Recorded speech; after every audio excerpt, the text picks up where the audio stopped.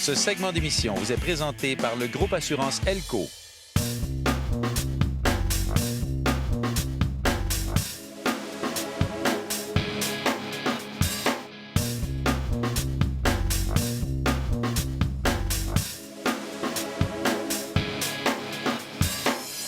Clémentine, qu'est-ce qui t'amène au Québec?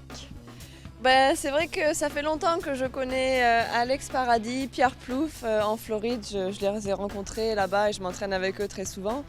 Et c'est vrai qu'on a discuté cette année qu'ils avaient beaucoup d'enfants qui s'entraînaient au Québec et étaient très forts, mais qui malheureusement, c'est vrai, s'entraînaient souvent sans avoir de temps en temps de l'aide de skieurs de haut niveau. Et c'est vrai que moi j'ai eu l'occasion petite d'avoir des stages comme celui qu'on fait ici et qui m'ont beaucoup aidé. Et du coup on s'est dit que ce serait super de venir une fois et de pouvoir apporter nos connaissances de skieurs de haut niveau aux jeunes Québécois. Et justement, toi, le ski nautique, c'est arrivé comment dans ta vie? Alors moi j'avais des entraîneurs qui faisaient du patinage artistique et des amis qui faisaient du ski nautique. Et c'est vrai que je ne voulais pas faire ce que mes parents faisaient, donc je me suis mis au ski nautique très jeune. Et j'ai tout de suite adoré ce sport. Et c'en est devenu une passion. Et j'ai commencé à faire de la compétition très jeune et à m'entraîner tout le temps et pour en arriver là où j'en suis aujourd'hui. Et qu'est-ce que tu aimes le plus du ski nautique? Les sensations, le fait qu'on soit en plein air. J'aime vraiment les sports de glisse et les sports d'eau. Et c'est vrai que pour moi, le ski nautique, c'est le sport qui réunit les deux et qui est le plus fun à faire. Et j'aime beaucoup la compétition aussi. Donc c'est vrai que le fait de pouvoir faire les deux, c'est génial. Et c'est pas tout le monde qui connaît en fait toutes les disciplines qui sont à l'intérieur du ski nautique. Comment ça fonctionne? Parce que il n'y a pas juste le slalom, il y a autre chose. Non, il y a 3 disciplines en ski. Donc on a le slalom, où on prend un slalom de 6 bouées. On a les figures, qui sont 2 parcours de 20 secondes où on doit faire le plus de figures pour faire le plus de points possible. Et le saut. Donc on passe sur un tremplin et c'est purement du saut en longueur. Et le combiné, qui est le combiné des 3 disciplines. OK. Et est-ce que pour être champion ou championne du monde, on doit maîtriser les 3 ou seulement qu'une des 3 catégories? On a le choix. On a le choix d'en faire qu'une, que 2 ou de faire les 3. Moi, j'ai préféré faire les 3 parce que j'ai commencé petite et j'ai toujours aimé le fait de faire les 3 disciplines. Mais je me bats de temps en temps avec des gens qui en font qu'une seule, oui. Et dans tout ce que tu as gagné à date dans ta carrière, où tu t'es démarqué? Je pense au championnat du monde, surtout en 2007 où j'ai gagné le combiné et les figures. C'est vrai que de gagner 2 titres comme ça a été super pour moi. Et de battre le record du monde du combiné et de figures aussi, ça a été 2 événements très importants pour moi. Tu fais donc profiter les enfants aujourd'hui ou les jeunes de ta présence, de toute cette expérience-là, j'imagine, qu'ils doivent être un peu en admiration devant toi, j'imagine? Oui, un petit peu. Bon, j'essaye d'être vraiment sympa et cool pour que ça se passe très très bien. Et ils ont l'air d'être très contents et je leur donne tous les conseils que je peux leur apporter. C'est vrai que le fait d'avoir quelqu'un qui soit passé par là et qui connaisse vraiment le sujet vraiment bien, je pense que c'est super pour eux et donc je suis contente de pouvoir leur apporter ça.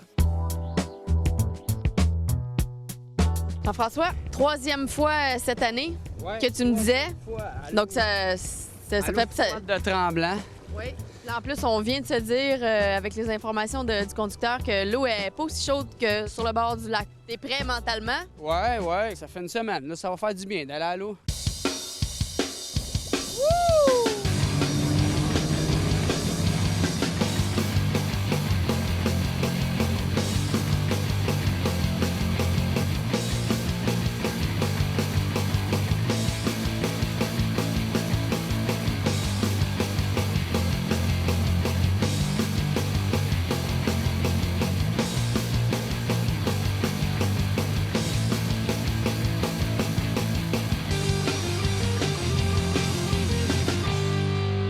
C'est là que l'âge se fait sentir. C'est anaérobique qu'ils disent. Toi, t'es un professeur d'éducation physique, donc c'est des mots, moi, que c'est un peu trop technique pour moi. C'est soufflant, mais dans un court laps de temps. Okay. Tu donnes ton 30 secondes sur la glace, là, puis tu patines. J'ai regardé ça se perd pas, le wakeboard. Un peu comme le vélo. C'est juste de bien pousser dans la vague, d'être patient. Au début, quand on recommence en saison, on est un peu moins patient sur la vague. On va précipiter, comme mon dernier saut, un peu, j'ai manqué d'auteur. T'as vu, Oups, c'est la deuxième vague. Tout ce qui est rotation, des fois, ça demande un petit peu plus de timing. C'est sûr que quand tu es rendu à faire des 900, des gros trucs comme ça, des rotations avec 3 passages de main ou de handle ou 2, tu sais, si quand t'en fais juste une, après ça, c'est super facile, mais Quand tu en fais 1,5, 2, puis c'est ton max à la fin de l'été, bien, quand tu retombes en début de saison, ce genre de timing-là, des fois, il est plus difficile à aller rechercher, tu sais. Fait que c'est pour ça que, comme je disais au début, faut pas que tu t'en mettes trop ses épaules. Fait que tu commences doucement, là. Bonne attitude. On voit le prof d'éduc. Simon, lui, il a retrouvé son timing de l'hiver, lui. Bon, Simon, à date, t'es un peu comme le moins courageux de la gang avec ton wetsuit, là. Non, j'ai une bonne explication, c'est parce que j'ai perdu mon shorty l'an passé. Fait que là, c'est ça. J'ai pas le choix d'y aller en... Ça ou les shorts, j'ai choisi le wetsuit. Parce que c'est un peu moins chic que le kit de GF, là, Ouais, quand c'est même. sûr, j'ai l'air d'une petite saucisse.